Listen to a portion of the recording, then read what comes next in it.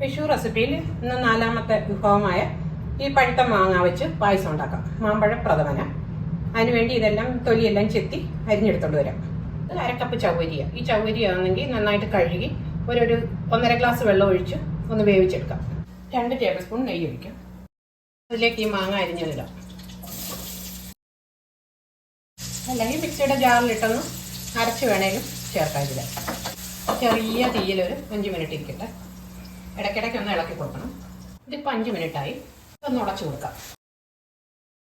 ഇതിലേക്ക് ഈ ശർക്കര ഒഴിക്കുക. ഇത് 200 ഗ്രാം ശർക്കര 1 കപ്പ് വെള്ളം ഒഴിച്ച് ഉരുക്കി അരിച്ചെടുത്തതാണ്.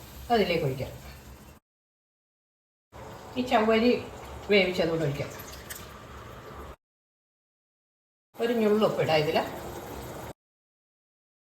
ഇതിപ്പം 15 മിനിറ്റായി. ഇത് തേങ്ങയുടെ 2ാം പാല, ഒരു വലിയ കപ്പിന് ഇത്രയുണ്ട്. ഇത് ഇതിലേക്ക് ഒഴിക്കാം.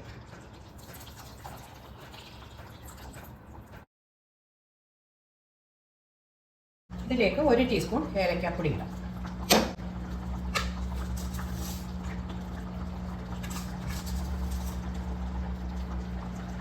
ഒരു ടേബിൾ സ്പൂൺ നെയ്യ് ഒഴിക്കാം. കുറച്ച് കാഷ്നട്ട്, കുറച്ച് ഉണക്കമുന്തിരി, 1 ടീസ്പൂൺ എള്ള്.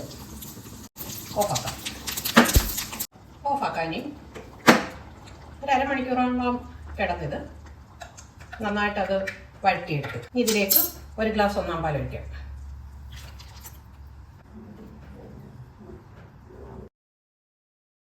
നെയ്യിൽ മൂപ്പിച്ച കാഷ്നട്ട് വെക്കുക.